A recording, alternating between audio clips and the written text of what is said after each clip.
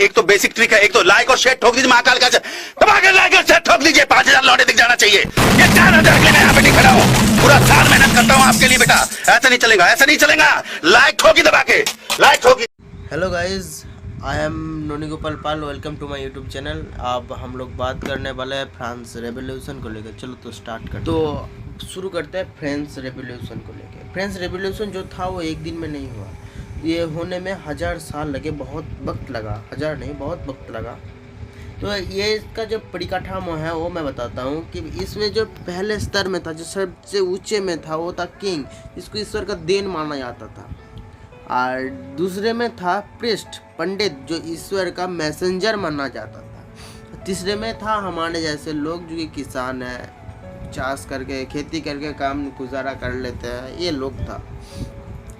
तो अब क्या हुआ कि ऐसे ही सभी मान लेते थे कि जो किंग है उसका रक्षा करना उसके कर्तव्य, उसको पालना ही हमारा कर्तव्य है। दूसरे जो श्रेणी के लोग था, ये तीसरे श्रेणी हम लोग मान लिए थे कि दूसरे श्रेणी के मतलब पंडित का आदेश मानना ही हमारा कर्तव्य है। लेकिन हमारे सिवा भी कुछ और लोग थे जिसको रूसो, मोंतेस्क्यू या फिर वोल्टेयर के नाम से जाना जाता है।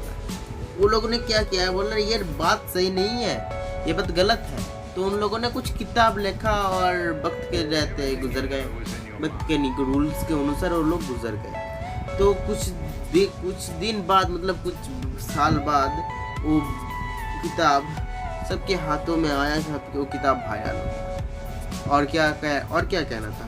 अब फ्रांस के लोग थे, उन लोगों को, तीसरे श्रेणी के लोग को समझ आया कि नहीं, ये गलत है। हम लोग भी ईश्वर के संतान हैं। जैसा किंग है ऐसा ही हम लोग हैं, जैसा पंडित है ऐसा ही हम लोग हैं। तो उन लोगों ने क्या किया, चलो लगाओ आंदोलन, लगाओ रेवोल्यूशन। तो उखाड़ के फेंक दिया किंगडम। ये लोग समझ चुके थे जी फर्स्ट और सेकंड के बनाया हुआ रूल्स है, ये बनाया हुआ रूल्स है। ये थर्ड ग्रुप जो था उसने विप्लव किया, उसका विप्लव में सफलता भी पाया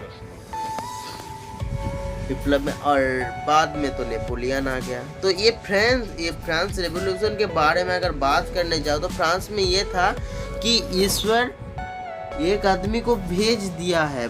उसका जो परंपरा था तो ये था कि ईश्वर एक आदमी को भेज दिया है इस राज्य को शासन करने के लिए, जो किंग था।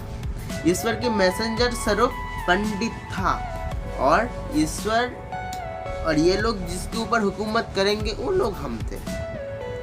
तो ऐसा था उन लोगों का परंपरा। उन लोगों का परंपरा में और भी बहुत कुछ थी, और भी बहुत कुछ। ये जो किंग होता है वो माने मेरे पापा थे तो आज मैं हूँ, दूसरे बाद काल मेरा बेटा होगा, दूसरे बाद मेरा पोता होगा, ऐसे चलता रहेगा।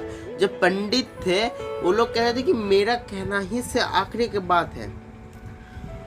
पंडित जो कहते थे, कुछ पंडित तो ये कहते थे कि बाइबल पढ़ के मैंने, हालांकि बाइबल में ऐसा कहीं पे भी नहीं लिखा कि ऐसा है, ऐसा ईश्वर ने भेजा हम लोगों का, नहीं लिखा। लेकिन पंडित लोग कहते थे लेकिन बाइबल पढ़ के हमने ये ज्ञान अर्जित किया। तो ये था फ्रांस रेवोल्यूशन। इसी की वजह से फ्रांस में रेवोल्यूशन हुआ। आज फ्रांस ऐसा है। चलते हैं हमारी इंडिया की तरफ, थोड़ा सा नज़र घुमा के देखते हैं इंडिया में क्या हाल है। हमारे हिंदुस्तानी संस्कृति में यह कहता है कि तुम अपने खुद की कर्म से भगवान हो, ना कि और किसी से कि तुम तुम्हारे वंश परिचय से भगवान हो। राम लल्ला भगवान है, लेकिन उसको पता भी नहीं थी कि भगवान है। किशन भगवान एक ग्वाला के घर जन्म लिए, पाले बड़े, लेकिन वो भगवान हो गए बाद में ना। तब भगवान नहीं थे वो। राम के बच्चे लौप उसको कोई नहीं पूजता, कोई नहीं, थोड़ी जगह पे पूजा जाता है। तो ऐसा है इंडियन परंपरा त्याग करने की आवश्यकता है, लेकिन कहाँ पे? जहाँ पे फ्रांस जैसे घटिया परंपरा है वहाँ पे। हमारी परंपरा को त्याग करने की हमें आवश्यकता नहीं है, हमारी परंपरा को पकड़ के रखने की आवश्यकता है, क्योंकि हमारी परंपरा अच्छा है, 1000 गुना अच्छा है। हमारी परंपरा ये कभी नहीं कहती कि जो भगवान है उसका बेटा ही भगवान होगा। हम एक आदमी को भेज दिया धरती पे वो तुम्हारे ऊपर राज करेगा। नहीं, मैं नहीं कहता। Kans Everything Raj you know करता is in था, your उसको मार के भगवान कृष्ण भगवान राज करने लगे। रावण जैसे दुष्ट असुर के विरुद्ध खड़ा होकर राम गरजने लगे। ऐसा नहीं है, हमारा परंपरा ऐसा नहीं है।